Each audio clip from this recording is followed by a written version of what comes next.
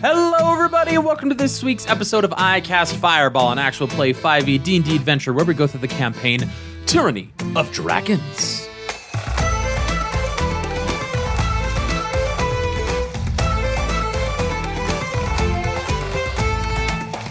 I'm Thomas, your DM for this adventure, and around the table we have... Malamara. Lance Thalen. And Fleeple.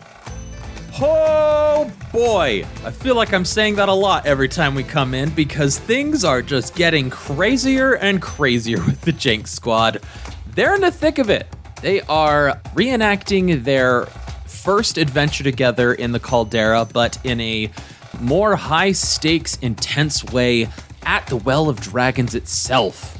Fleeple, as they are schmoozing Severin himself with some amazing meals, some amazing food, and some Thay wizards under guise using a magic hat, is seeming to ingratiate himself into the high ranks here to get closer to Severin, while Lance and Mal found Vandal, tricked Vandal by luring him with Callie's scarf, and bringing him to a lava tube that has not seen much use for quite some time.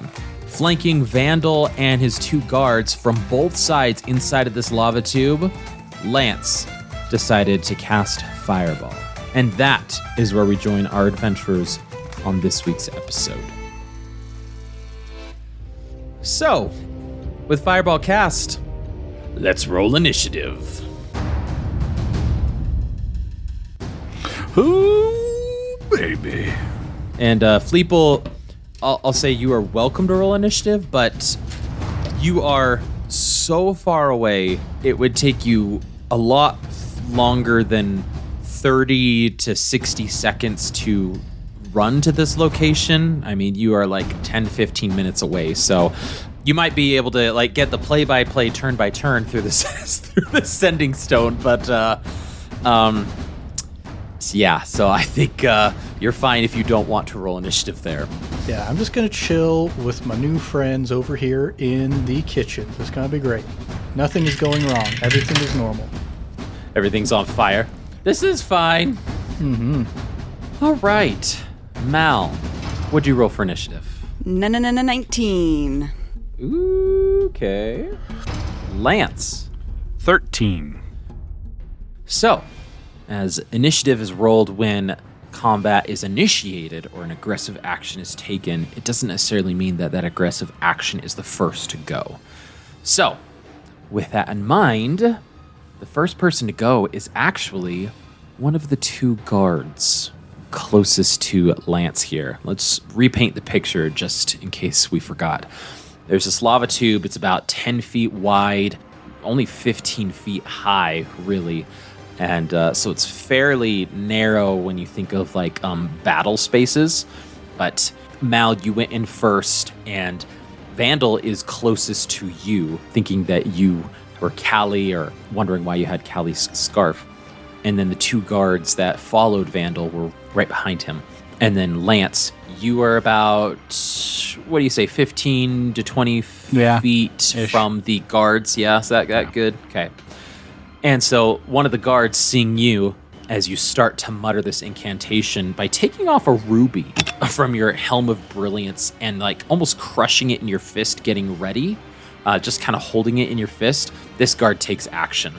And he's going to actually just run towards you, Lance. You with his 30 feet of movement gets right up to you, and he is going to take out his short sword, and he's going to make 2 attacks against you.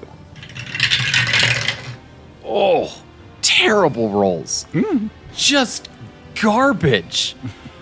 The first one was a 13. Nerp. And the second one was a 7. Nerp.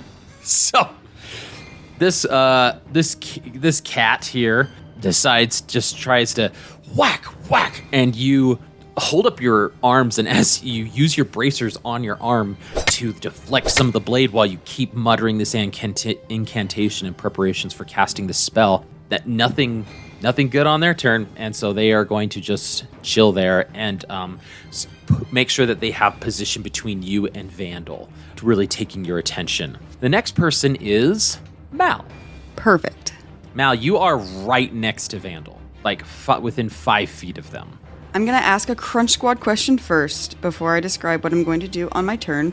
And here I was thinking I wouldn't get a chance to step in on this episode.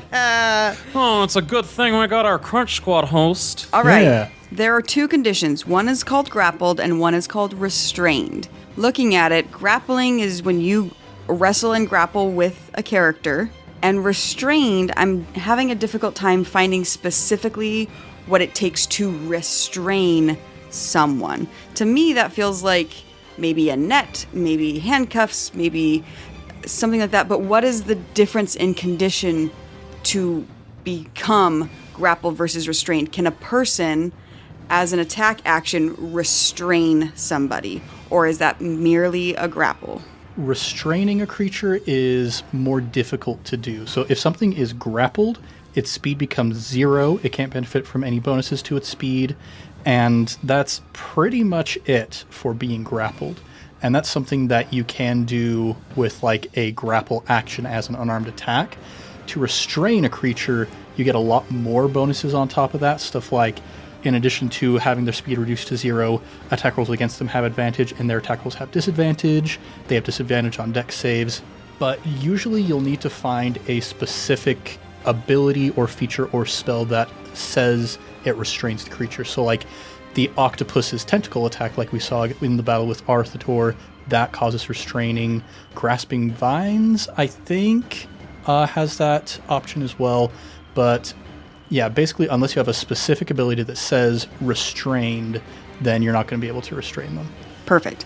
Yes, to build off of that, if you take the grappler feat in 5e, that allows you to first, when you make a grapple on one turn, and then a subsequent turn, you can then perform an additional grapple check to then restrain the target. But without that, you aren't able to turn a grapple into a restrain. Rules is written. But a net, manacles, and things like that might be a sufficient substitute. So restraining requires an external thing that has a restraining tag, such as a spell or an item.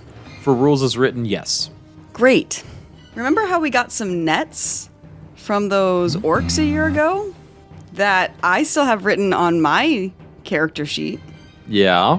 Standing right next to Vandal and seeing that Lance would like to cast a spell as a fire is forming around his hand, Mal will take one of her nets if we cut them apart.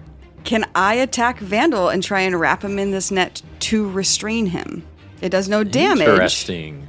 But the net tag says a large or smaller creature hit by a net is restrained until freed. Can I do that? Yeah, I will allow you to throw this net. It'll be an attack roll. That's fine. You will have proficiency with it because of your Outlander background. So it's as if you were proficient in it. I will say it is. I will call it a strength-based attack. It is a martial ranged weapon. Is it martial ranged? Martial Okay. ranged weapon. So it has a range. It must be thrown. Those are the properties of it. Does it So have it a thrown can't just be tag? like draped. Yes. Yeah, it's got a thrown Ooh. tag to it. And Ned, does martial mean dex? That just means it's exotic, right? Martial is just a certain degree of weapon that requires a little bit more training. So if you're proficient with martial weapons, then you get to add your proficiency bonus to it. Right. Okay. Which barbarians are proficient in martial weapons, so you're good to go. Exactly. So you're good to go. I'll say you're right next to the guy. How hard is it to throw over him? I will still make it dex-based just to make sure that you get all of the ends correctly over his head, maybe, to have the full effect. So let's call this a dex-based attack, which I know doesn't necessarily benefit you, but with the thrown range properties of the net, you still get proficiency there. I won't give you disadvantage for being right next to them, though. So just one roll, dexterity attack. D20 plus my dexterity was a 19. And then plus your proficiency if you didn't. Would be a plus 5 on top of that 19, so 24. 24 is a hit. Yep, there you go. So Mal whips from her bag quickly and throws this net up in the air, and as it comes down, she drops her rage and wraps her arms around Vandal as the net falls on him, and she wraps her arms around him and keeps him there in the net. All right. Okay, cool. I'll say that the net is keeping him restrained, not you holding him. Oh, for sure. So all I care about is the restrained condition, because the restrained condition has a disadvantage on a dex saving throw. Save. Yes, so definitely restrained. But if he happens to like cut through the rope or like get out of the net, you holding him won't keep him restrained. But yes, love the flavor of that. Yeah, so he's restrained with this net, and Vandal is starting to look around, and he, confused at what's going on, trying to collect himself quickly. He looks at the other one, goes, "Well, idiot, get me out of this! Get her! Come on!" Now it goes to Vandal, actually. Vandal is going to close his eyes and he's going to breathe in. I'm going to roll. Nope. Okay. As you see this frost start to come off of his mouth, kind of mists the rope in front of him. He goes, "Ugh," and he's going to try and break out of this net. So he's going to do an opposing grapple. Oh, no. The net has specific properties. Okay. A creature can use a DC 10 strength check, freeing himself or dealing slashing damage. Doesn't have a knife in hand, so he's going to try and do a DC 10 strength check to free himself. All right, here we go. Wait, what did you roll? I rolled something, but he is going to do a strength check right now. Okay, he got a 14 on his strength check. 10 on the dice plus 4, so he does take the net off. Mal, as you're holding him, he does a quick jerky motion to where your grip is loosened just ever so slightly to where he can reach down, grab, and throw it over his head and just get it off of him. He wastes his action doing that, though. But he's no longer restrained or grappled currently. He is going to get his weapons out, though. He's going to get a flail out, and he's going to get a spear on the ready attached to his side or his back that he can easily take out. So that is going to be his turn, and he is going to see that Lance is muttering something under his breath, and he is going to just pivot around Mal here, but still be in range and try to like maybe be right behind Mal. So he's 5, 10, 15, 20, 25, 30, 35, 40 feet away from you now, Lance. So just be aware of that. He's gotten a little bit of distance away from you, but he's got his flail ready to just like, he's winding it up to try and like dig into Mal's flesh. That's his turn. Lance, it's actually your turn. You just have to ruin my day, don't you, Thomas? You know what? I let the dice do that for you. Okay. I don't want to fireball Mal. Do it! No, you're literally it! right in front of him. Do it! She shouts, "Lance, do it!" Okay. Well, if Mal's telling me to. Mal told me to. Canon. Mal said it. Yeah.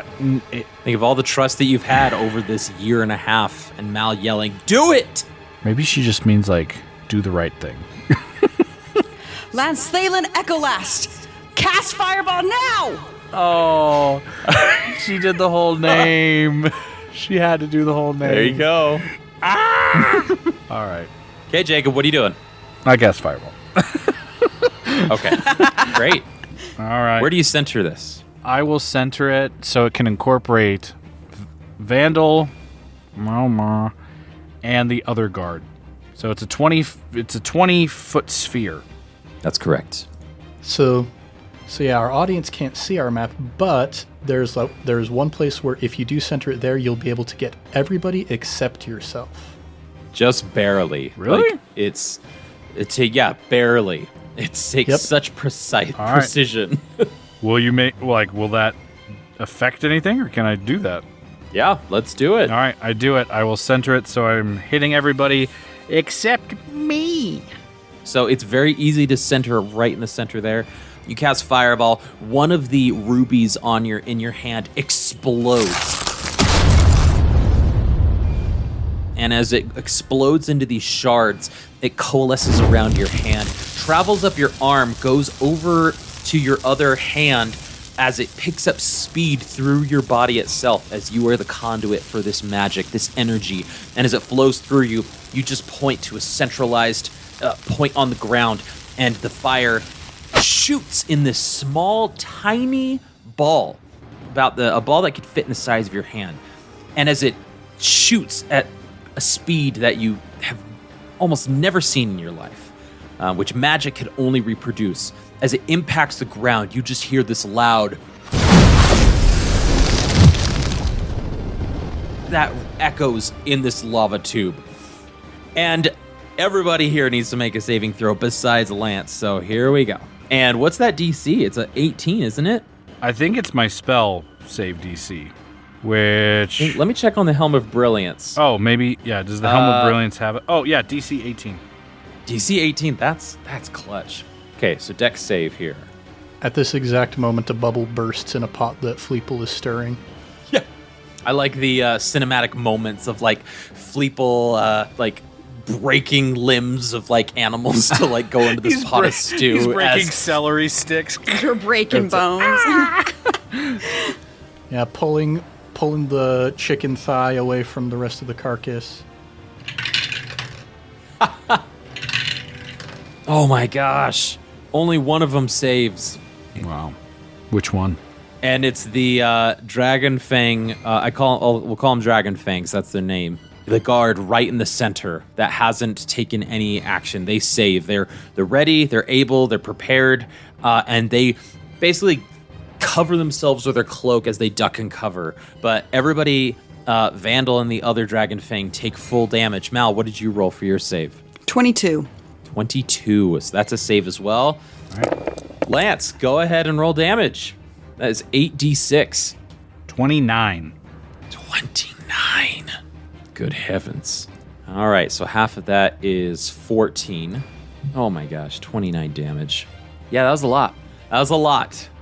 It looks like these folks, though, have maybe a little bit more constitution than some of the other cultists that you have encountered before. It makes sense. You're in the heart of the Well of the Dragon here, so they're built of what is it? Sturdier stock? That's not the phrase. Better stock. Sturdier stuff. Sturdier stuff. I almost had it there.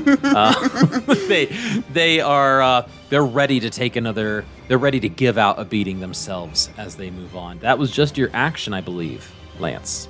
Yes. So I will. All right. Sorry. Let me double check something. You've got a dragon wing right in front of you. Vandal is 40 feet away, but right by Mal. Mal is kind of offering a little bit of cover as Vandal is trying to hide behind her, keep some distance between you and him. All right. This is what I'm going to do. Then I am going to use my bonus action to dash. And I am dashing full on toward a Vandal and Mal. Okay.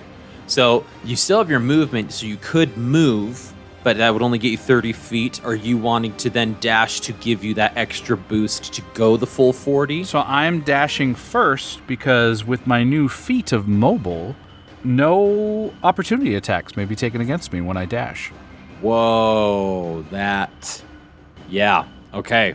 So you specifically take the dash, and then that will give you double movement as a result because you still have your movement but no bonus. Oh, that's good. That's good. As you go to run forward, the Dragon Fang in front of you pulls out two daggers, and goes to slice your throat as you start to run towards them, but you dive underneath very slow-mo as you hear the shing right above where your helmet goes right under it. And I don't know if we've described this, your Helm of Brilliance sheds 30 feet of bright light in all directions. Yep. So it is, if you are the beacon in this room, illuminating the battlefield.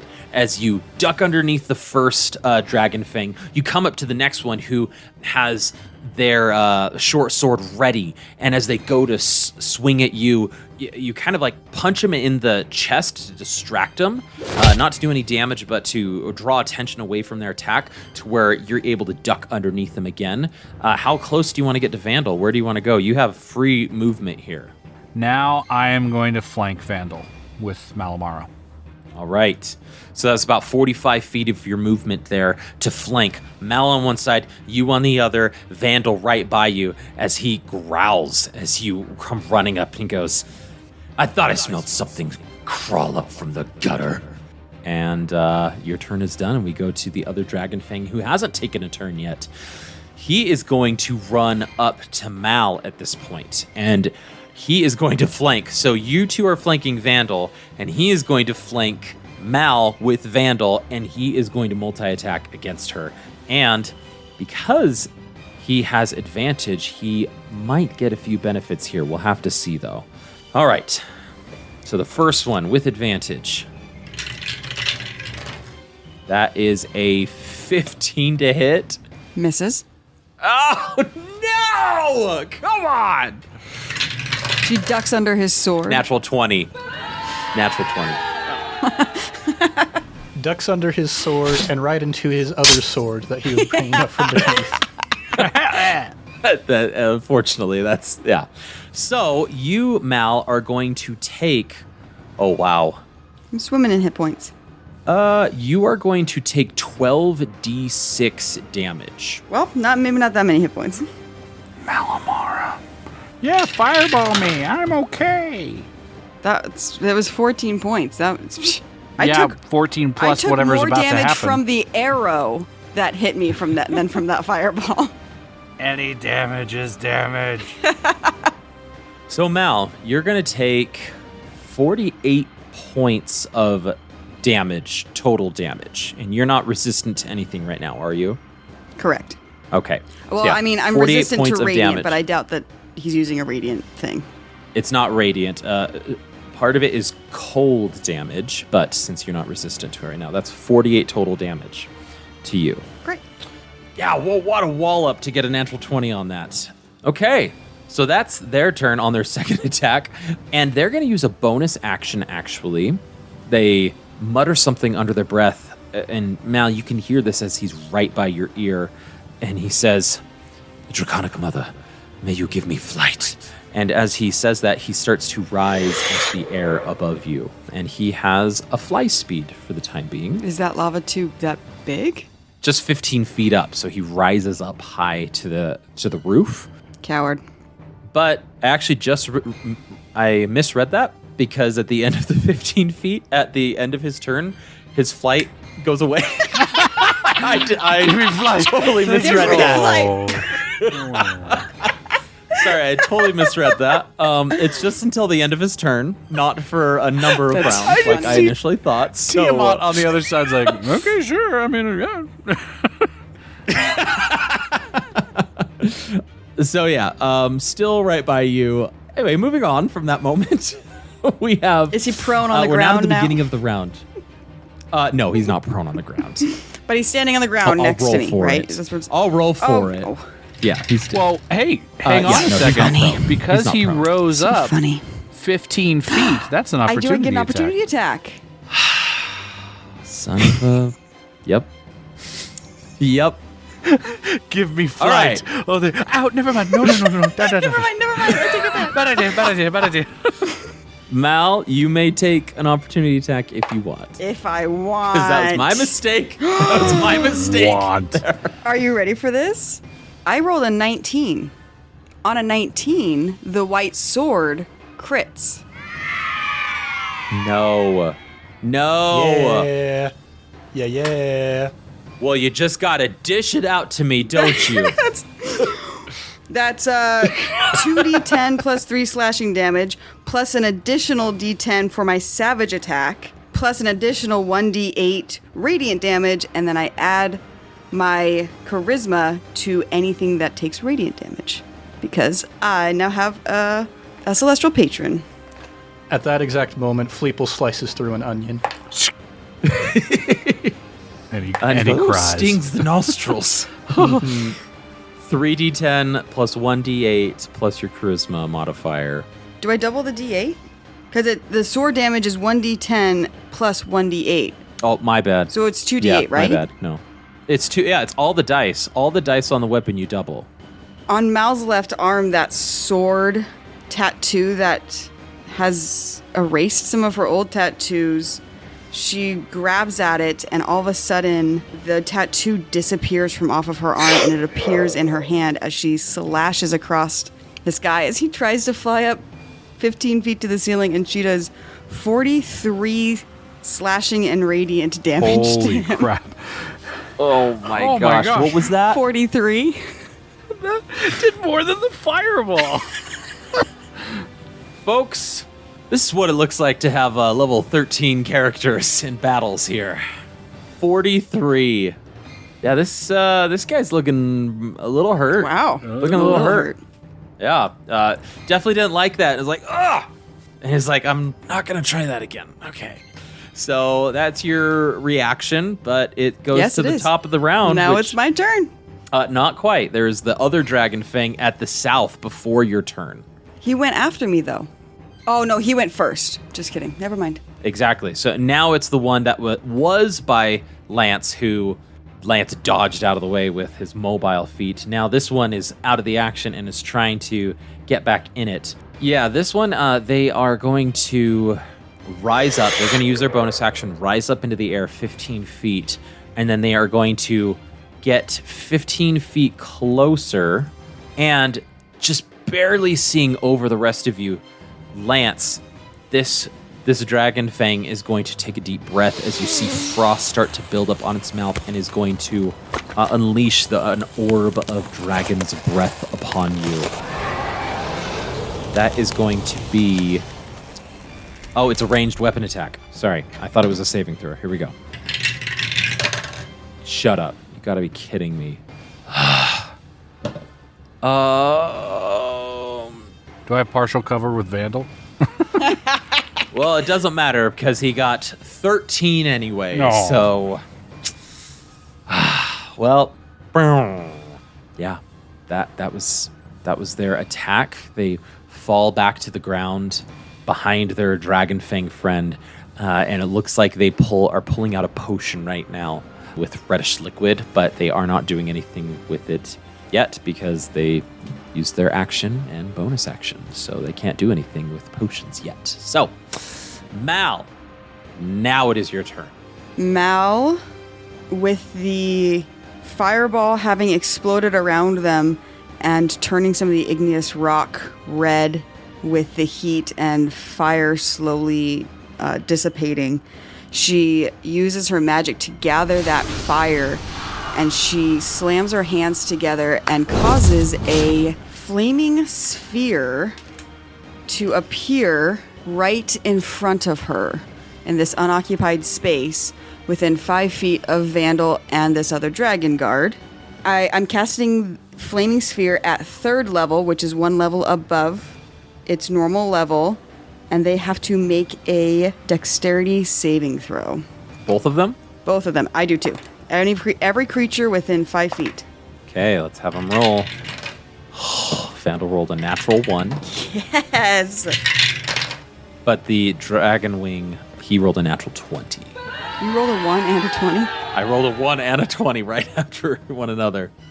So it's 3d6 plus an additional 2 fire damage because I'm a Radiant Soul and I can add my Charisma modifier to any fire spell. And I got a total of 10 more fire damage. Oof. I'm just going to look up something real quick about Flaming Sphere because these spells always trip me up like Moonbeam. And maybe Crunch Squad, Ned can jump in here as well. Is this a spell where they only take damage on their turn or when it's initially brought up? The wording is, a 5-foot sphere appears in an unoccupied space and it lasts for the duration. Any creature that ends its turn within 5 feet must make a dex saving throw, and then they take damage. As a bonus, you can move it and ram it into a creature. Yep. And then they have to immediately make the saving throw to take the damage. I'm going to rewrite that on my page because I left that off. Yep, ends its turn. It's right there. That's what I get for trusting my own notes. Oh, sorry. These spells are just so specific. People are flying. People are doing stuff. But you could still ram it with a bonus action if you wanted to, I think. I mean, I could, but I don't think. Yes, you can. If you wanted to, you should. No, that's just going to be a wasted spell. And that's okay, because I need to bonus action rage on the end of my turn. Okay, I see. So that's all right. I see. That's what I get for not having accurate information written down by my own hand. New spells who dis, right? Yeah, this is a new spell I took when I leveled up. I mean, I thought my flight would last a number of turns, but it didn't. I love it. So, That's okay. Balance in all things, right? Balance in all things. So she casts the spell and it explodes with light and it grows and grows and grows and then it fizzles out, taking no effect. And in the glow of that, as everybody shields their eyes from it, Malamara rages with the totem of the bear.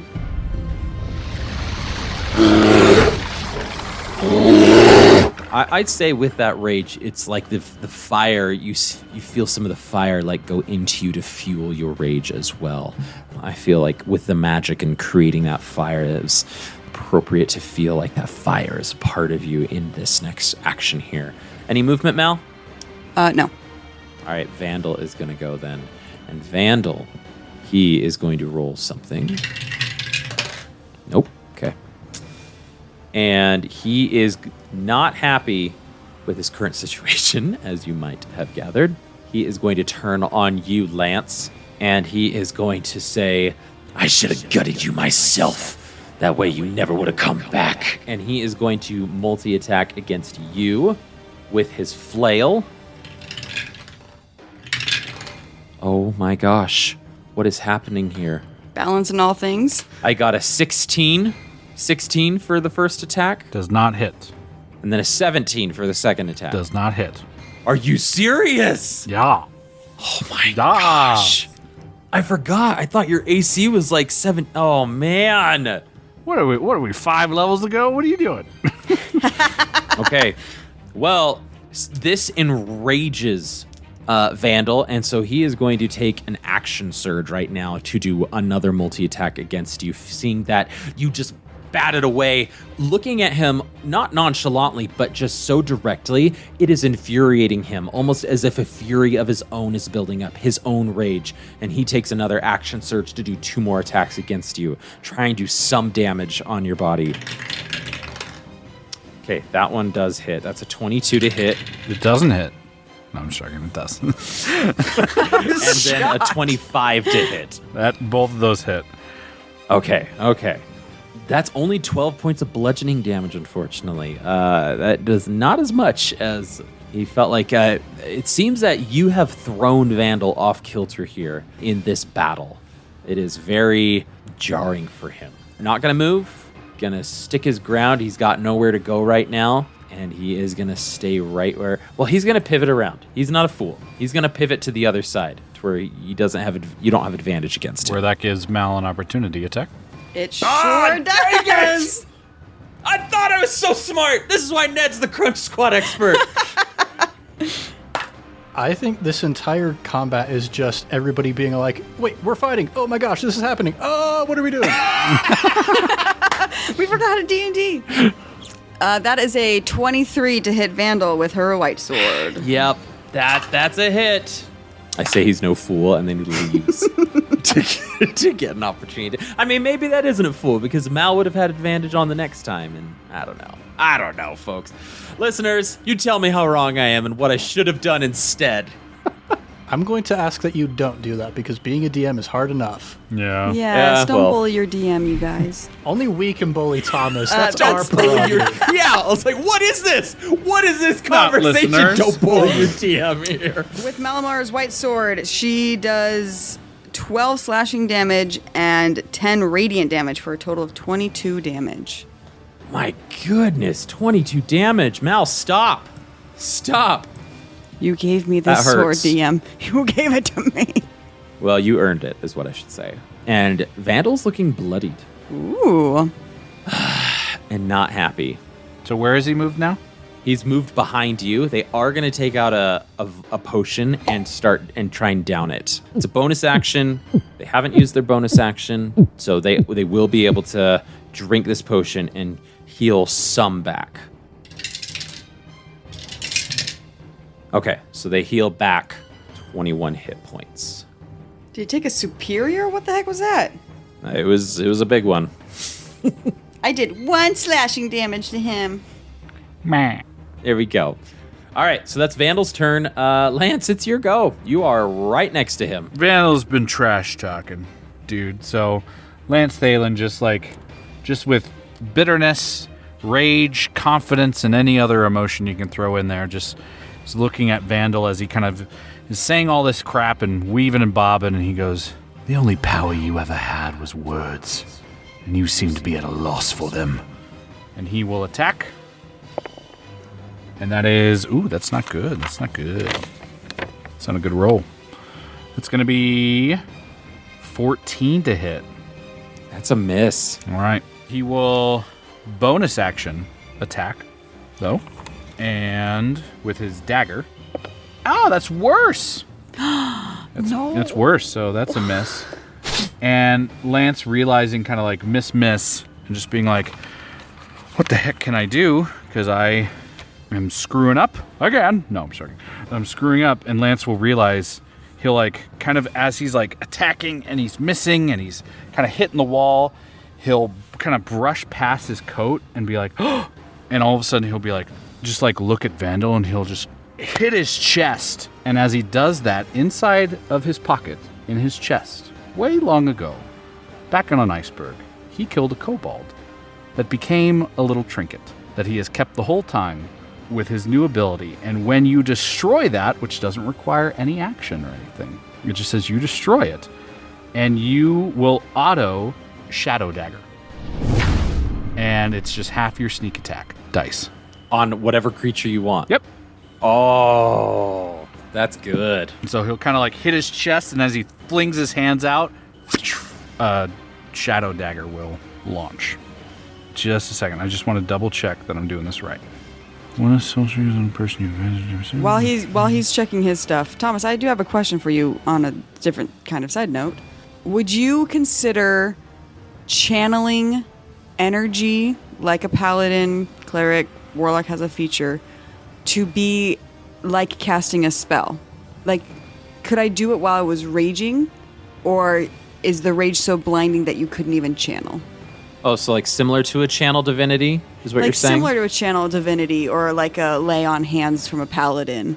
Because it's not a spell, but it feels like it falls under a spell, and you can't cast or concentrate on spells. You can use it while you were raging. Yeah, if it's not a spell... If it's not a spell. It's not a spell? Because rage specifically says spells you can't cast or concentrate on them. If it's not a spell, it's not a spell. Well, I thought channel energy was essentially the same, but it's not. Woohoo! Okay. So you have to do an action, Jacob? So yeah, I read up on it. You have to if you're successful hitting with sneak attack, you get to do Shadow Dagger, but you only have a certain amount of slots to do it. I see. Or it's really called Whales of the Dead. That's what it's called. We just call it Shadow Dagger because it sounds cool. But you only have a certain amount of times you can do that. But if you have trinkets, you can destroy one without using a slot. That's what it's saying. I see. So it gives you more opportunities to do it. So that was my bad of reading it. So it was just, 2 misses, and Vandal can say his diss. Okay. Yeah, so Vandal, he says, looks like I'm not the only one who's all words. As he just has this disgusting laugh emanating from him to you, and that just triggers all of these memories. These memories of him just triggers this frustration towards Vandal. We go to one of the dragon fangs behind Mal, directly behind Mal, who's gonna take out a potion and pop it in their mouth with a bonus action. Does he walk around me? He walks around you to the other side. He's still within range, though, so he doesn't leave. He doesn't leave your attack of opportunity. Vandal learned his lessons. Okay, so 14 points of health is what they got back, and this dragon fang is going to multi-attack you. And is going to, gonna multi-attack you with a short sword. So, first attack. 17 to hit. Second one, natural 20. Shut up. No. Did 17 hit, Mal? Oh, I'm sorry. Did I 17 thought hit? you said Lance. Yes, the 17 hits. No, this is all Yes. to Mal. It's all me. So 17 yes, and a 17 natural is 20. exactly Okay. my armor class. Yes. Okay. Hit me. He's not talking to me. So, are you resistant to all damage right now? Currently, yes, except for psychic. Okay, sounds good. I will roll all of these together then. That's 1, 2, 3, 9d6 damage. Okay, because it's all double dice. All right, Mal, you're going to take 29 points of piercing / cold damage. That's the So half. that's going to be 14. No, then half that to 14. So yeah, that's going to be the damage you're going to take there. And popped a potion for his bonus action, and he's going to call over and he goes, "Hey, you got to help me with this one!" To the guy right behind you, Mal. Which, surprise, surprise, it's their turn, and they're going to run up as well, directly behind you, flanking. And they are going, and this Dragon Fang is also going to try and attack you, but with advantage this time. Oh my gosh.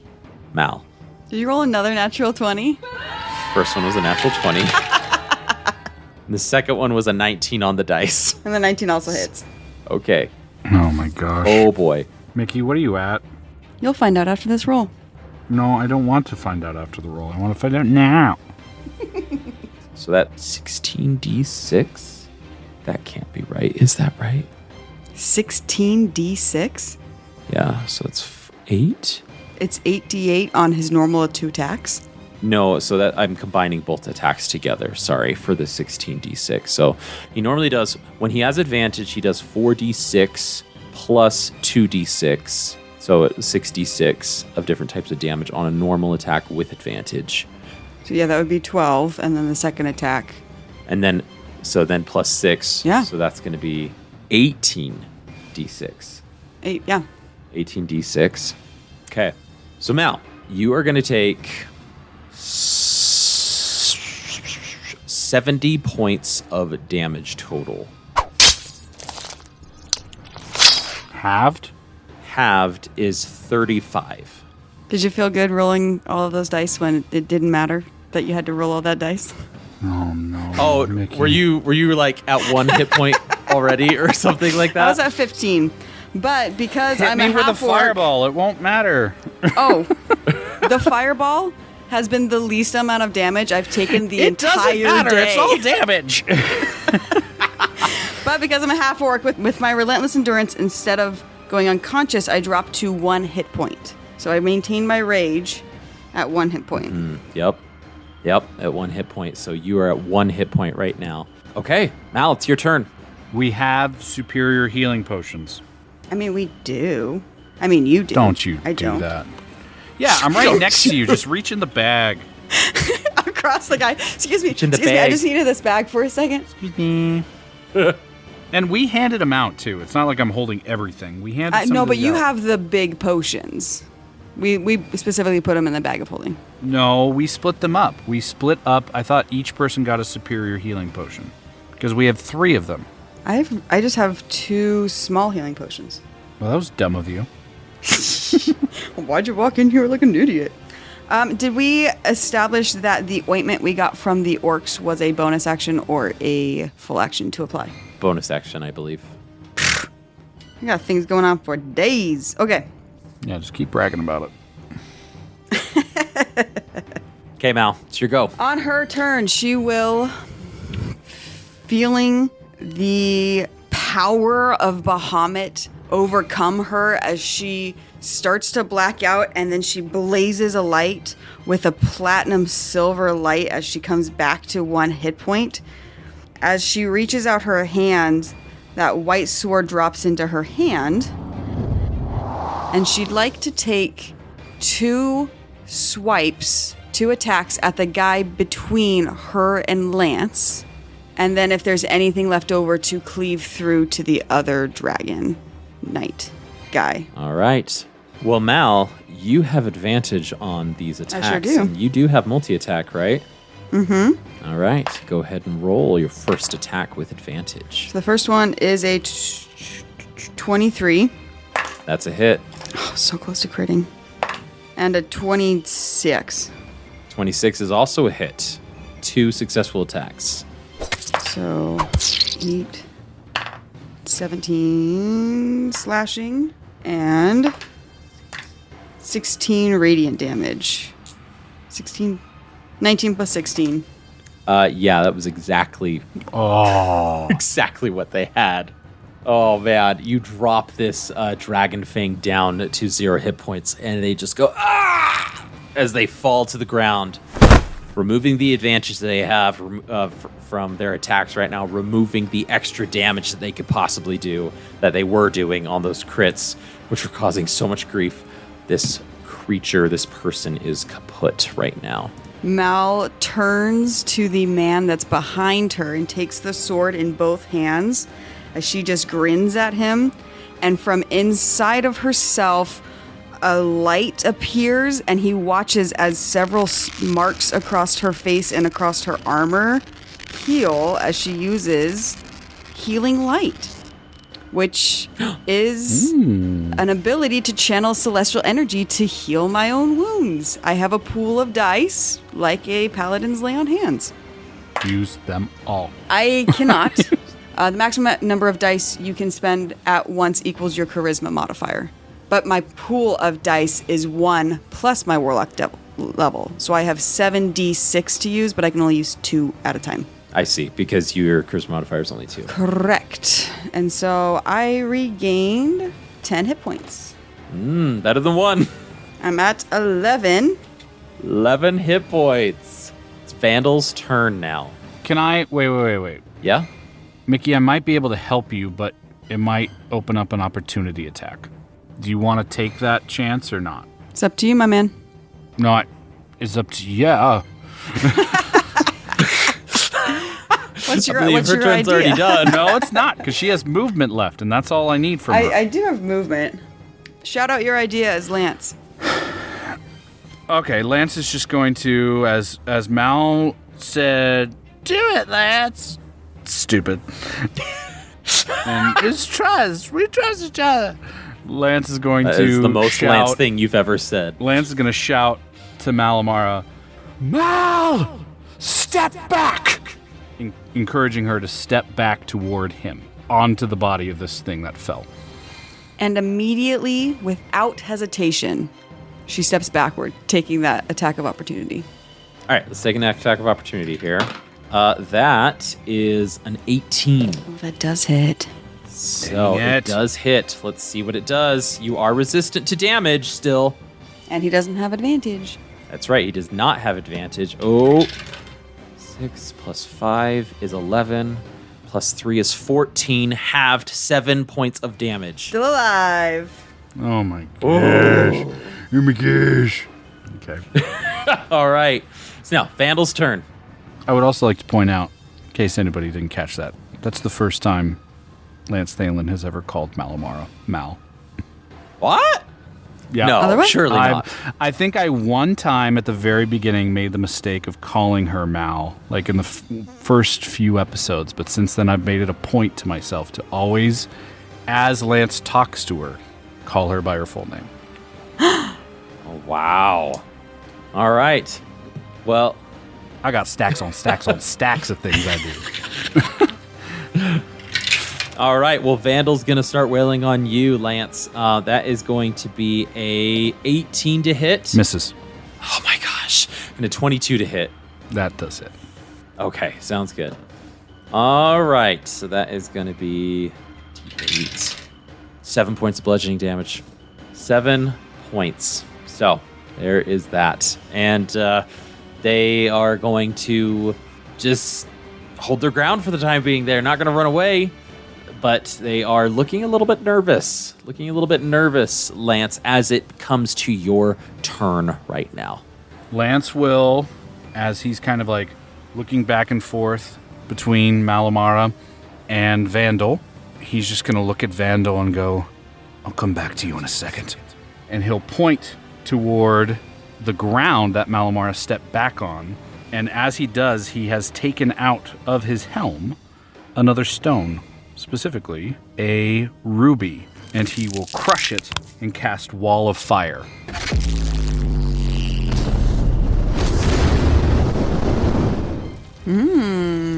Whoa.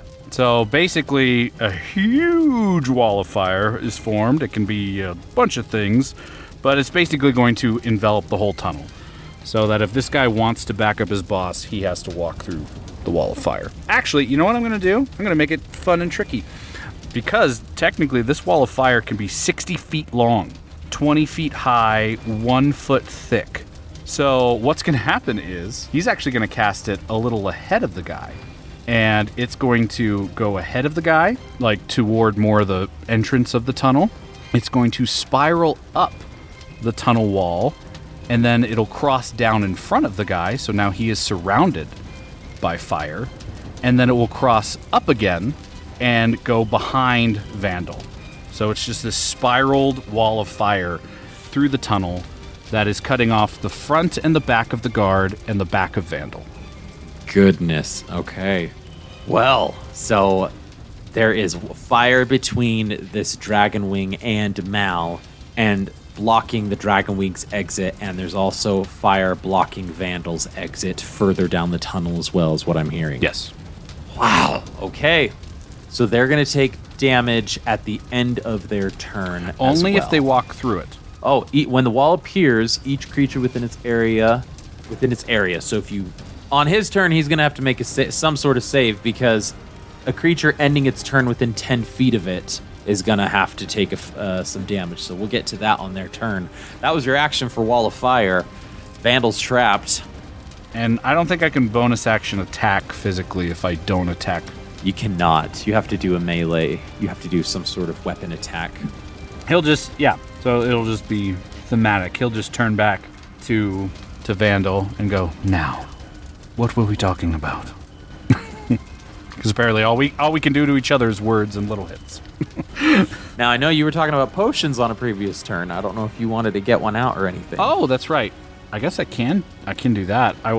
Because bonus action. So, I mean, it's up to... Wait, do you have to give a potion to somebody else? Is that a bonus action? I think giving a potion to somebody else, that would be...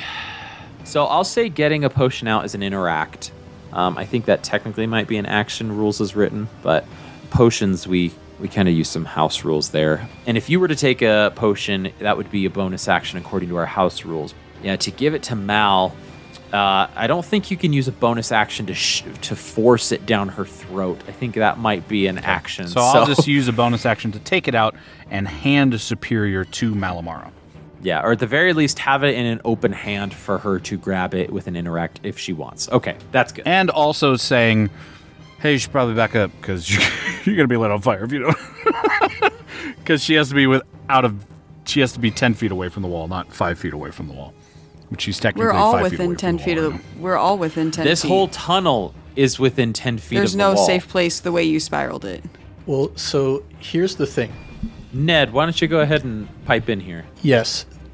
So one side of the wall deals damage to anybody within 10 feet of it. So if you're spiraling it, it's either everything within 10 feet to the north of the spiral or everything within 10 feet to the south of the spiral is going to take damage. And since this tunnel is only 10 feet wide, that is everything. So can't I just have the side... The south side of the entire fire. I could see this working still. If you've got like a screw, for example, that spiral is everything on the bottom edge or the top edge. Okay. I'm gonna say just for flow. I love this image of the corkscrew of the fire going. How I visualize it, and I apologize if this is wrong to both my players and you listeners, but how I visualize it is as this is going around the tunnel to block all exits.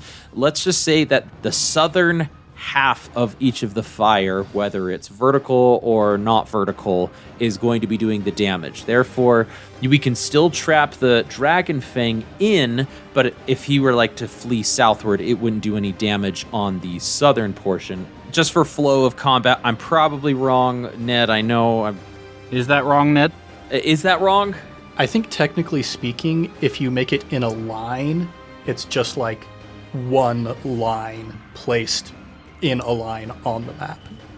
So, rules is written, you can't spiral the wall of flame. You can't? This is just a flavor. Yeah, mechanically, if an effect is a line, then it's I just see. a flat line drawn on the map. You can't like make it a polygon type of a line, is what you're saying, Ned. Is that And right? it's just like one dimension, one line going in one direction. It doesn't curve, doesn't turn, just one flat line. Rules is I written. understand. Rules is written. I like the creativeness. I like what we've got going on. We've already moved past that moment, so this is how we're going to rule Wall of Fire in this instance. But then, since you have more opportunities to use Wall of Fire in the future, we'll take that into consideration next time we do Wall of Fire. So I don't want to cheat. I think we're it. going to be I fine. don't want to cheat for it.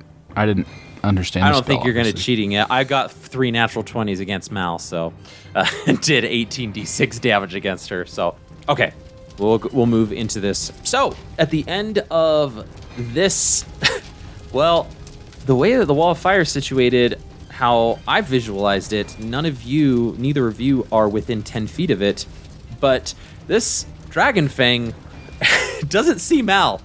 All he sees is this flame just bursting in front of him and bursting behind him, and is trying to figure out what to do and can't quite figure out what to do on their turn. Can they throw anything through the Wall of Fire is the question. It's opaque. They can't see. Good with disadvantage, just like you throw anything through a bonfire, right? And I think he's going to do that. I think he's going to do with disadvantage towards Mal to try and bring her down, seeing no way out here. So, yeah, they're going to take out their bow and arrow and do disadvantage. Oh, natural one. Natural one against that. So the arrow goes and clips Vandal on his cheek and just takes damage there. This Dragon Fang is going to have to make a Dex saving throw, though. Does get a 17, which is less than your spell save DC of an 18. So you do 5d8 fire damage to this Dragon Fang, Jacob, or Lance. 5d8 fire damage. Okay. And Mal, while he's rolling that, it's going to be your turn here. You're back to back with Lance. Vandal's the only person that you can see here that is an enemy, though. So Mal, what are you doing while we wait for that damage die? 17 damage. Oh, 17. Okay, sounds good. We just established that the flames are opaque, so Mal couldn't see if he's still alive on the side of the flames. Correct. Humana. So Mal will skirt around Lance here, so she's within 5 feet of Vandal, so she can make her 2 attacks. Yes. The first strike with the white sword misses, and the second one is a 18. 18's a miss. So this battle is just a series of gives and takes. Most of them, I would say, takes with a lot of the whiffs that I'm having and that we're having in this battle, as it just seems to be prolonged here. Vandal is not really seeing a way out of this, but he is going to... Mal, sorry, anything on your turn that you want to finish up? Okay, go ahead. Mal swings the sword once, and Vandal ducks out of the way, and she swings it again as he parries it away with his flail. And she looks over at Lance, and he's just holding out the superior healing potion to her.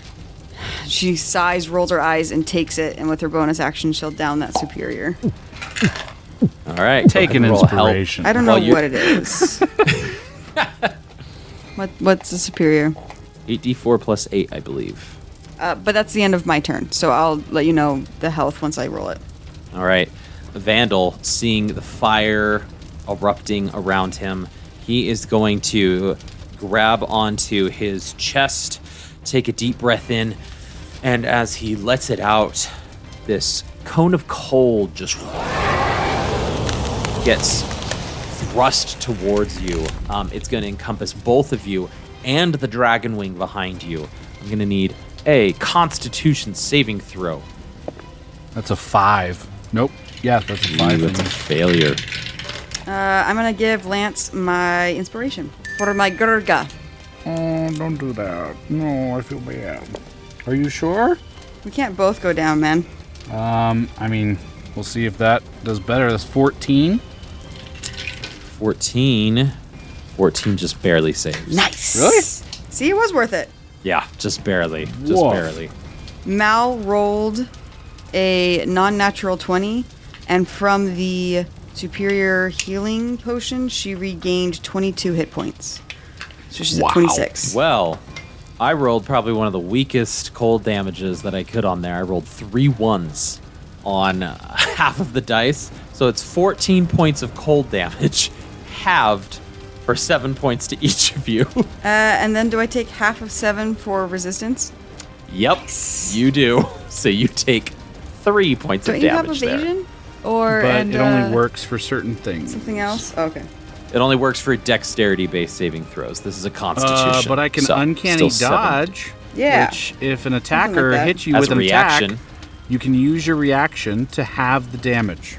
But it's what was it again? What was the number? 7. I'll just take 7. I'll just hold my reaction still. Okay. Sounds good. Save your reaction. Well, Vandal is going to try and rush by you guys. He is realizing that this is not a good situation to be in. He is going to try jumping through you to get out of here. So he's going to need to make an acrobatics check. Pretty good. He rolled a non-natural 20 on that. So he gets through you, Lance, and he's going to literally jump through the fire. But I can opportunity attack him because I didn't take my You reaction. can opportunity attack him. Yeah, you do. Yeah, he's just a desperate man trying to get out of this desperate situation. So both of you take an opportunity attack against him. And Lance, if you hit, sneak attack would apply here. That's 15. 15, that's a miss. 23. 23 is a hit. 12 slashing and 5 radiant, which is 15. So 17. Sorry. 12 yes, plus 12 5. plus 5 Yeah, would be 17. Okay, great. Sounds good.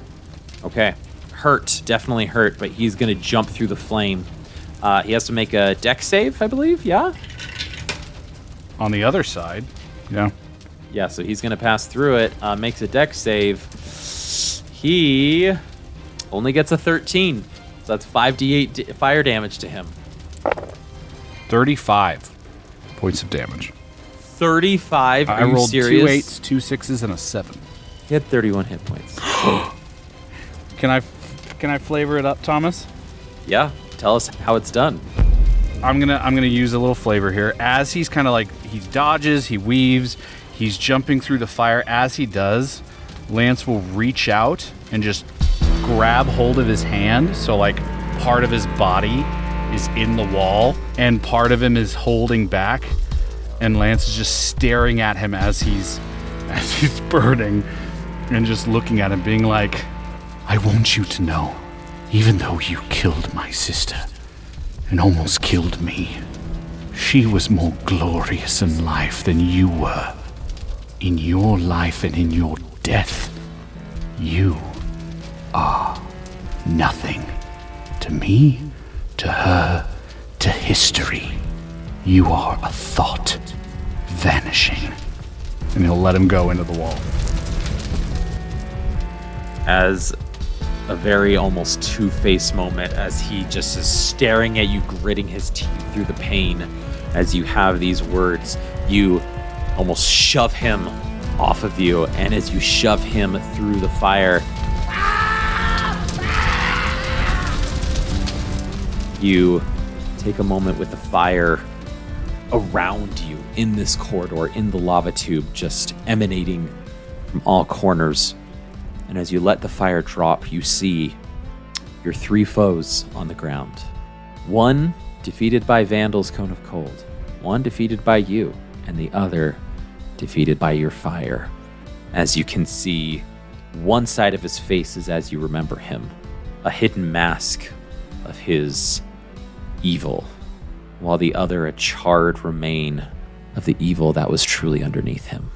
And Mal, you come over to Lance as you let your rage go.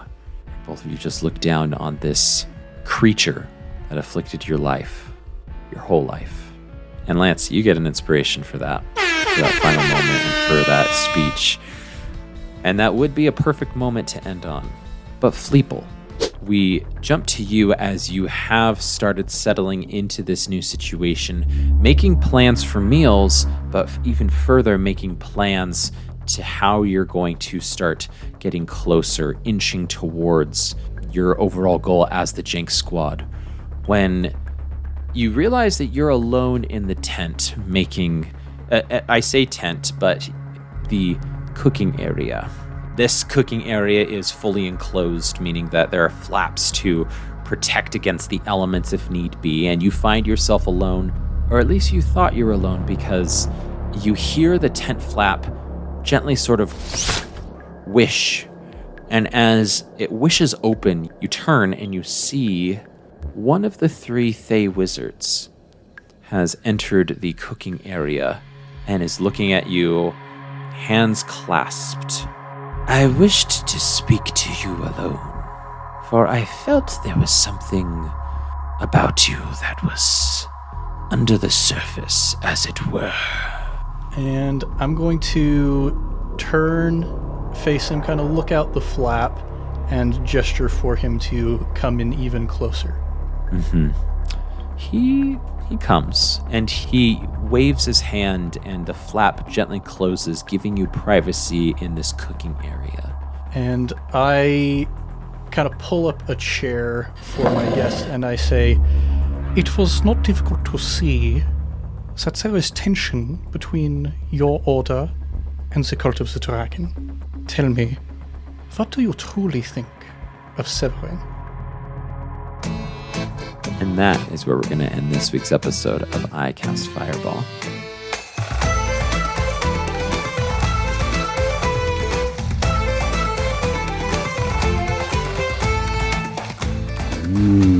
Juicy. Ooh, baby.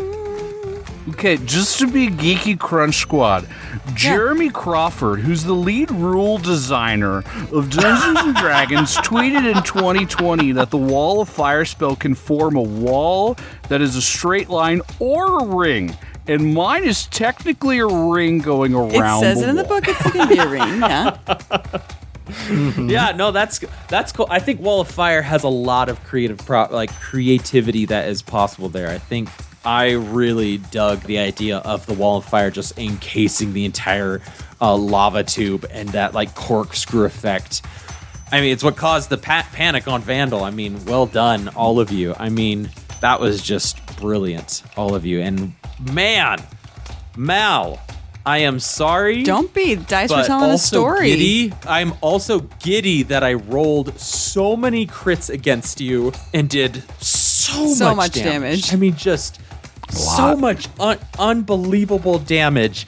Listeners, thanks for sticking in for this little bit longer Thanks, episode Ned, for here. sticking but in for I this think, really long I think episode. a round of applause to Ned. Yes. I did so much. No, Ned- you were so Ned- patient. Ned, hold up a chair. Roll for chair. Thank you. I mean, thank you so much for letting the story take shape, Ned, there. I want to give you an inspiration just for being a good sport and just supporting your cast members there. I really appreciate that. So take that inspiration, Ned, for you.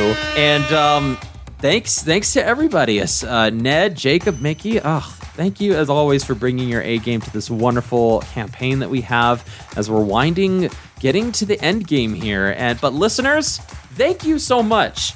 Thank you for joining us in our not necessarily rules as written combat that we had. Level 13 battles are pretty screwy, so we appreciate you for rolling with us. If you want to politely help us out, I mean, I genuinely would appreciate polite feedback on the battle, just because I know something I'm weak as a DM is battle tactics. So if you had stuff that maybe you're like, oh, maybe this would have been a cool idea, I wouldn't mind hearing that in our Discord, our patron exclusive Discord, in either the DM channel or the general channel, spoilers channel, whichever one you feel appropriate. I'd love to hear your feedback on that.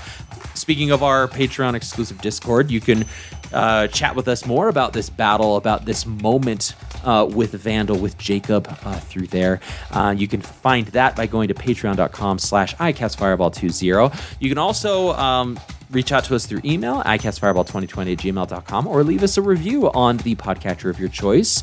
Speaking of reaching out to people about cool moments, you should reach out to Ned and his cast at Improv Tabletop over there for all of the cool moments that they've got going on there. They're done with their Avatar Blades in the Dark campaign, but they are into some cool new Fate Accelerated campaigns. They've gone back to that mini campaign format. It is just an absolute delight. I cannot say more about these mini Fate campaigns and how they're just so delightfully. I get giddy when I listen to them as well. Go give them a listen, and if you haven't left a 5-star review, leave that on your way out. Lastly, don't forget to like, subscribe, and share with your friends and fellow wacky adventurers. But until next time, I'm Thomas, your DM, and around the table we have Malamara. Lance Thalen. And Fleeple. Let's keep that fire going, and we'll see you all next time.